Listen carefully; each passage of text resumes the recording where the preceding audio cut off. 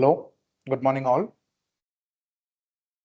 आज हम बात करने जा रहे हैं द रिसेंटली अनाउंस्ड यूपीएससी के EPFO, EO, AO and APFC का नोटिफिकेशन के बारे में। एंड उसमें स्पेसिफिकली ऑडिटिंग एंड अकाउंटिंग के एक स्पेशल सेशन है ये। So let us know what is this, ये स्पेशल रिक्रूटमेंट नोटिफिकेशन में क्या क्या बताया है। तो फर्स्टली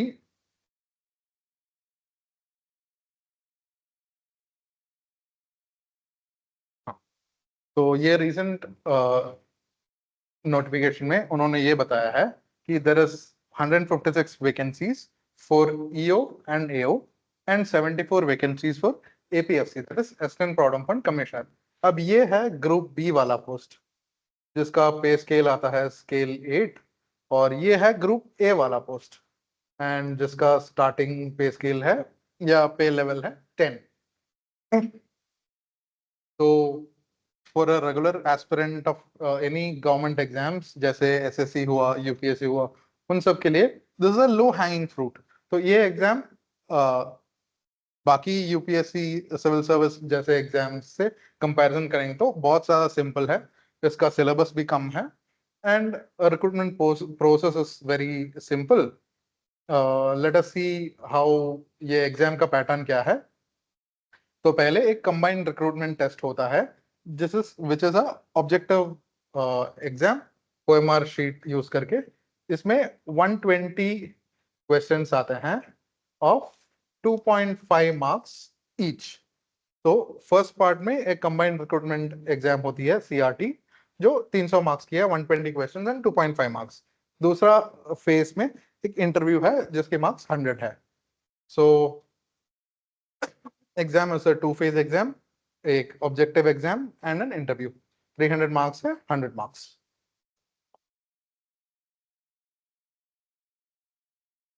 नेक्स्ट विल सी ये ऑब्जेक्टिव एग्जाम या सीआरटी का पैटर्न क्या है। ये 2 घंटे का एग्जाम है जिसमें ऑल क्वेश्चन, सब क्वेश्चंस का लाइक 120 क्वेश्चन होता है, हर क्वेश्चन का 2.5 मार्क्स है। एंड इसमें क्वेश्चन मीडियम इंग्लिश और हिंदी दोनों रहेंगे। एंड 1/3 इज द, ये नेगेटिव मार्क्स 1/3 है इसके लिए। तो ये स्कीम ऑफ एग्जाम है। अभी हम जस्ट चेक करते हैं कि ये 2025 के सिलेबस में क्या है। पहले सालों में ये ऐसे होता था कि ईओ एओ का एग्जाम सेपरेट और एपीएफसी का एग्जाम सेपरेट, लेकिन इस साल यूपीएससी ने दोनों का एग्जाम भी सेम कर दिया है और सिलेबस भी सेम कर दिया है। तो जहां तक हमारे एनालिसिस एनालिसिस हुआ है उसमें एपीएफसी का जो सिलेबस है उससे मोरलेस सिमिलर वाला सिलेबस इस बार का एग्जाम के लिए दिया है। बिकॉज ये दोनों एक साथ, जैसे आप देख सकते हैं, जैसे इंडियन कल्चर, ये दोनों यहीं से लिया गया है। तो इसमें आपको ये पता हो जाएगा कि इंडियन कल्चर एंड हेरिटेज मतलब ancient history, medieval history, art and culture, वो पार्ट आएगा जनरल सिलेबस में। तो वैसे इसका सिलेबस मोरलेस ऐसे कॉमन हुआ है। एंड ये industrial relation, labour law, social security, वो यहाँ पे भी सेम चीजें हैं। बस इसमें principles of accounting, auditing and insurance ये सेपरेटली बोला गया है। सो ये हमें तो इससे हमारा एनालिसिस का रिजल्ट ये है कि हमें मोरलेस इस क्वेश्चन पेपर को ज्यादा फोकस रखना है रादर देन ईओ और एओ का। सो इससे हम ये ब्रेकअप देखते हैं पिछले साल का।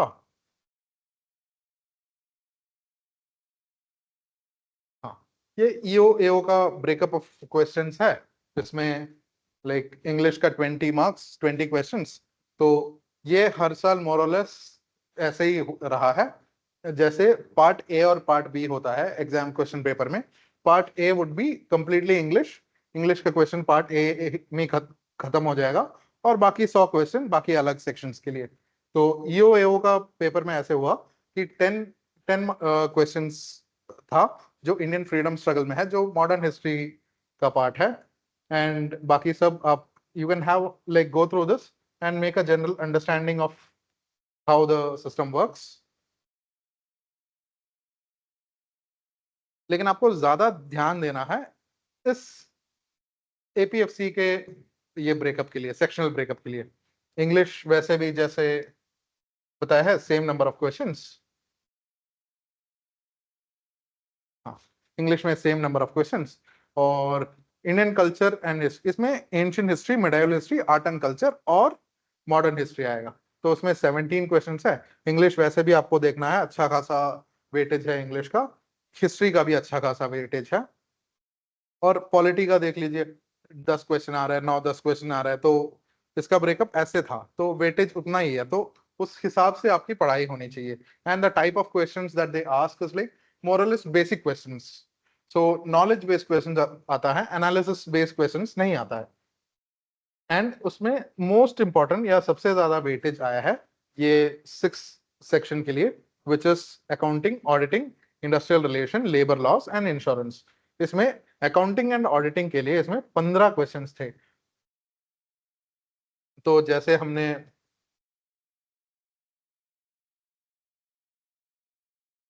एनालिसिस किया कि इस पेपर से सिमिलर सिलेबस यहाँ है, तो पेपर की the possibility of paper having more questions from this syllabus, या इस पेपर की तरह होने का, ये 2025 का पेपर एपीएससी 2023 के से सिमिलर होने का चांसेस बहुत ज्यादा है। तो our preparation also should be in that way. तो लेट अस सी फर्दर। अब प्रिंसिपल्स ऑफ अकाउंटिंग ऑडिटिंग, उसमें हम क्या डील करेंगे, विल कम टू दैट। ये this is like introduction to accounting theory, basis of accounting. ये दोनों एक क्लास में हो जाएगी। ये हम लाइक हमारा सिलेबस मोर और लेस एनसीईआरटी के, ठीक है, क्लास 11 एंड 12 के बुक से होगी इस अकाउंटिंग एंड ऑडिटिंग के। तो introduction to accounting theory and base of accounting ये होगी हमारी। On it is a very important section. पिछले साल के क्वेश्चंस अगर आप देखें तो 4 to 5 questions in accounting and auditing has been from this section, specially APFC के पेपर में। तो ये is the most important part. जितना भी क्वेश्चंस आएंगे, लाइक अगर 15 क्वेश्चन उसमें 4, लाइक 1/3 अगर इस सेक्शन से आ रहा है, तो आप ही समझ सकते हैं कि इसका इंपॉर्टेंस कितना है। Then next is recording of transaction, bank reconciliation statement, trial balance and rectification of errors। ये सब अकाउंटिंग में हम, लाइक आपको एक बात बताना है कि आप बस प्रिंसिपल्स सीख रहे हैं, प्रिंसिपल्स। मतलब आपको इसमें डीपली जाने की कोई जरूरत नहीं है, बस एनसीईआरटी के 11th और 12th के लेवल पे ही रहना है। एंड आप ऐसे नहीं कि आप सीए बन के किसी के कंपनी के अकाउंट्स देखने जा रहे हैं। That is not your aim. Your aim is to just clear this exam. जो 15 क्वेश्चन आ रहा है उसमें like at least 12 to 13 question you have to make right. क्योंकि आप देख सकते हैं एपीएफसी के पोस्ट है बस 74, एंड ईओ और एओ का पोस्ट है 156। एंड इसका I already told you this is a low hanging fruit. तो इतने कम पोस्ट है और कंपटीशन बहुत ज्यादा आएगा। पिछले सालों में आउट ऑफ 300 178 तक इसका कट ऑफ गया है। तो कट ऑफ कितना हाई जा रहा है, you can by just by knowing this आपको पता चलेगा कि this is a very competitive exam. And आपको अगर रिटन एग्जाम में क्लियर होना है, you have to concentrate on all subjects. और इसमें स्पेशली जिसका वेटेज ज्यादा है, जैसे इंश्योरेंस, ये ऑडिटिंग एंड अकाउंट्स, तो उस सब्जेक्ट्स को आपको स्पेशली अटेंशन देना है। नेक्स्ट इज, तो ये सब हम एक दो क्लासेस में कंप्लीट कर सकते हैं। Next is depreciation, provisions and reserves and financial statements. ये this will need one class.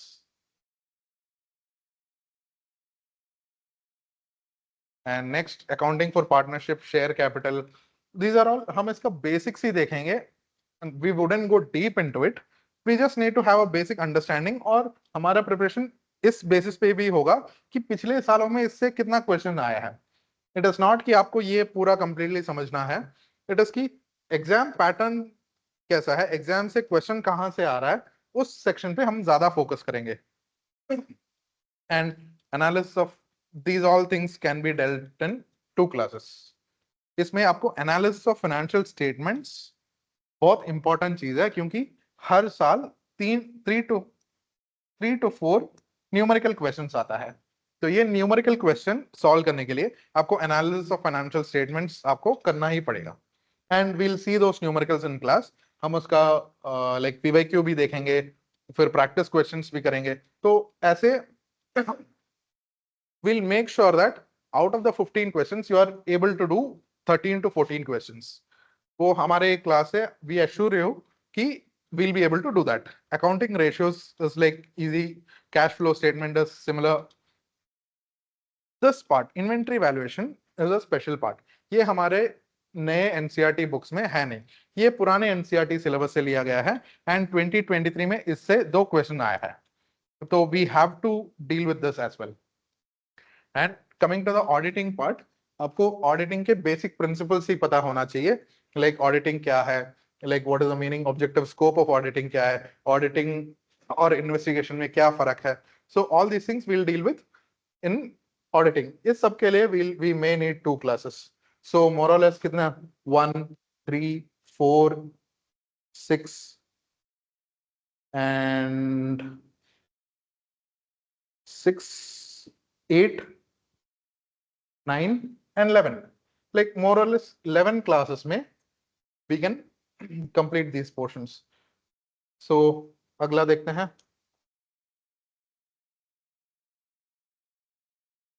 हमारा PYQ, like we'll see where ये क्वेश्चन पेपर के PYQ में कहां से क्वेश्चन आया है, सिलेबस के कहां से क्वेश्चंस आते हैं। So this is a question that was asked in EO and AO 2023. इसमें it is just a basic question, basic understanding की क्वेश्चन है। इसमें पूछा गया है overhauling expenses of ₹25,000 for the engine of a motor car to get better fuel efficiency is, वो क्या है ये पूछा है। अब इसमें इस चीज का कोई जरूरत नहीं है, what ever be the amount it doesn't matter. अब हमें यहां से पता होना चाहिए कि ये ओवरहॉलिंग एक्सपेंसेस कैसे, what kind of expenses, overhauling expenses.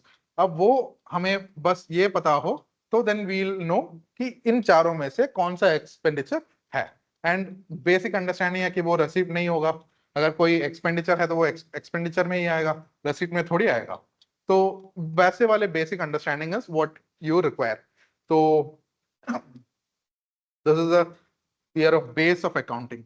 ये अकाउंटिंग के बेसिक बेसिक क्वेश्चन है, बेसिक थियरी उसमें इंट्रोडक्शन वगैरह में आ जाएगा, तो we can deal with that there. Next, अब ये which one of the following, ये डिप्रिसिएशन के ऊपर एक क्वेश्चन है। It would also be dealt, मतलब basic understanding theory based question है। तो थियरी आप easily question, I am just trying to tell you कि अकाउंटिंग के न्यूमेरिकल क्वेश्चंस कम आते हैं एंड बेसिक थियरीज और आइडियाज के ऊपर क्वेश्चंस ज्यादा आते हैं। तो that is where we have to concentrate more. Next is inventory valuation के एक क्वेश्चन भी आया है। This is from EOAO 2023। So we have to know what is accounting standard two inventory valuation, इसके बारे में हमें पढ़ना होगा। So that is something that we have to know. And उसमें इट इज नॉट कि एवरीथिंग, सब कुछ हमें वो इन्वेंटरी वैल्यूएशन में पढ़ना है। बेसिक जो चीजें हैं वो we'll have to learn from that.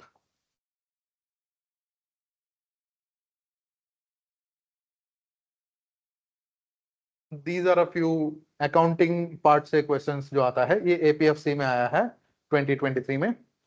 अब which of the following aspects is not covered in audit? Audit में कौन सा चीज कवर नहीं होगा? It is just basic question है, simple question है। हमारे क्लास देखने से ही आपको ऑडिट के जितने भी क्वेश्चन है, अकाउंटिंग के जितने भी क्वेश्चन है, वो आप सॉल्व कर सकते हैं। बस न्यूमेरिकल पे थोड़ा ध्यान देना है। इसमें न्यूमेरिकल्स भी क्या होता है, it is not multiplication and division, इसमें बेसिक एडिशन सब्सट्रैक्शन करना होता है। एंड जस्ट इतना पता होना चाहिए कि किस चीज ये, दिस इज लाइक 2023 क्वेश्चन अब ये देख, ये ट्रायल बैलेंस के ऊपर है। इसमें जस्ट आपको इतना पता होना चाहिए कि कौन से साइड में क्या है, किसको किससे मल्टीप्लाई या ऐड करना है या सब्ट्रैक्ट करना है। That is the only knowledge that you need to solve these kind of questions. That is that. So let us see agla what kind of strategy that we are going to follow. So the strategy that we are going to follow is, this is, we'll complete NCERT ke basic concepts, 11th and 12th ke basic concepts of NCERT we'll understand, and wahan se like we'll solve a lot of PYQs जितने भी है वो solve करेंगे, and उससे ज्यादा mock test और mock questions हम करेंगे जिससे आपकी स्पीड और एक्यूरेसी बढ़ जाए। एंड इसमें आप इस क्वेश्चंस में आपको ज्यादा टाइम देने की जरूरत नहीं पड़ेगी। So and this is just a small part. वो जितना स्टैंडर्ड्स एंड अकाउंटिंग स्टैंडर्ड्स होना, we'll only study a minute part of this, तो वो हम देख लेंगे। What I want to like tell you is, अगर इस बार का ये ईपीएफओ का जो एग्जाम है उसमें ऑडिट एंड अकाउंट से surely there will be 12 to 15 questions, और इसमें से you have to get at least, अगर 12 क्वेश्चंस आउट ऑफ 15, अगर 15 क्वेश्चंस आ रहा है तो 12 क्वेश्चंस मिनिमम आपको ले आना है, so that you get a mark of 200 out of minimum 200 आपको लाना है, so that you are sure कि आपके ये सीआरटी या प्रिलिमिनरी जो क्लियर हो जाए and you are able to get into the interview. तो ये सेक्शन आपको बहुत जरूरी है, accounting and auditing. So I hope you guys, this session was helpful to you guys, and I hope you guys will be preparing very well for this.